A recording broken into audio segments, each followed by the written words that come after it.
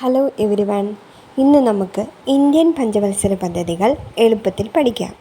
പഞ്ചവത്സര പദ്ധതികൾ എന്നാൽ ഒരു പ്രത്യേക മേഖലയ്ക്ക് മുൻഗണന നൽകി 5 വർഷം കൊണ്ട് ലക്ഷ്യം നേടിയെടുക്കുക എന്നതാണ് പഞ്ചവത്സര പദ്ധതികളുടെ ലക്ഷ്യമെന്ന് പറയുന്നത്. അതായത് ഓരോ മേഖലകൾക്കും പ്രാധാന്യം നൽകി ആ മേഖലയിലെ ലക്ഷ്യം എന്ത് ചെയ്യുക, 5 വർഷത്തിനുള്ളിൽ നേടുക. അതാണ് പഞ്ചവത്സര പദ്ധതികളുടെ ലക്ഷ്യം. ഇനി നമുക്ക് ഓരോ പഞ്ചവത്സര പദ്ധതികളായി നോക്കാം. ഒന്നാം പഞ്ചവത്സര പദ്ധതി രൂപീകരിച്ചത് 1951 മുതൽ 56 വരെയുള്ള കാലഘട്ടത്തിലാണ്. ഈ ഒന്നാം പഞ്ചവത്സര പദ്ധതി പ്രാധാന്യം നൽകിയത് കാർഷിക മേഖലയ്ക്കായിരുന്നു. ഏത് മേഖലയ്ക്കായിരുന്നു? കാർഷിക മേഖല. അതായത് ഒന്നാം പഞ്ചവത്സരി പ്രധാനമായിട്ടും പ്രാധാന്യം നൽകിയത് കാർഷിക മേഖലയ്ക്കായിരുന്നു.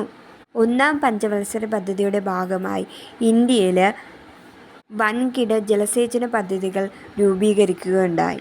ഇതിൻ്റെ ഭാഗമായാണ് ഫക്രാനങ്കൽ അണക്കെട്ടിൻ്റെ ഉദ്ഘാടന ചടങ്ങിൽ നെഹ്റുവിൻ്റെ വാക്കുകൾ വൻകിട ജലസേചന പദ്ധതികൾക്ക് ഇന്ത്യയുടെ വികസനത്തിൽ എത്രത്തോളം പ്രാധാന്യമുണ്ടെന്ന് വ്യക്തമാക്കുന്നു. എന്താണ് നെഹ്റുവിൻ്റെ വാക്കുകൾ? അണക്കെട്ടുകൾ ഇന്ത്യയുടെ വികസനത്തിൻ്റെ മഹാക്ഷേത്രങ്ങളാണ്. ഇനി നമുക്ക് രണ്ടാം പഞ്ചവത്സര പദ്ധതി നോക്കാം. രണ്ടാം പഞ്ചവത്സര പദ്ധതി നടപ്പിലാക്കിയത് 1956 മുതൽ 61 കാലഘട്ടത്തിലാണ്.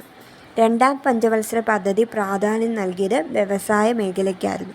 അതായത് ഒന്നാം പഞ്ചവത്സര പദ്ധതി കാർഷിക മേഖലയ്ക്കും രണ്ടാം പഞ്ചവത്സര പദ്ധതി വ്യവസായ മേഖലയ്ക്കുമാണ് പ്രാധാന്യം നൽകിയത്.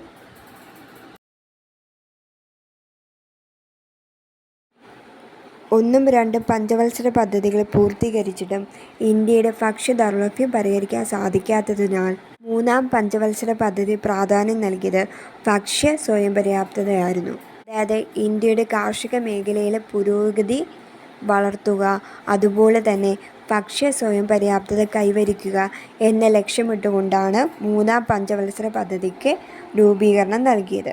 ഇപ്പോൾ മൂന്നാം പഞ്ചവത്സര പദ്ധതിയുടെ കാലഘട്ടം ഏതാണ്? 1961 മുതൽ 66 വരെയാണ്. പ്രധാന ലക്ഷ്യം എന്തായിരുന്നു? ഭക്ഷ്യ സ്വയം പര്യാപ്തതയായിരുന്നു പ്രധാന ലക്ഷ്യം. ഇതിൻ്റെ ഭാഗമായി 1960 മുതൽ 70 വരെയുള്ള കാലഘട്ടം ഒന്നാം ഘട്ടത്തിലും 70 മുതൽ 80 വരെയുള്ള കാലഘട്ടത്തിൽ രണ്ടാം ഘട്ടവുമായി കാർഷിക രംഗത്ത് വൻ പുരോഗതി ഉണ്ടാവാനായി തുടങ്ങി. ഇതിനെയാണ് ഹരിത വിപ്ലവം എന്ന് അറിയപ്പെടുന്നത്. ഇന്നത്തെ ക്ലാസ് എല്ലാവർക്കും ഇഷ്ടപ്പെട്ട് കാണുമല്ലോ.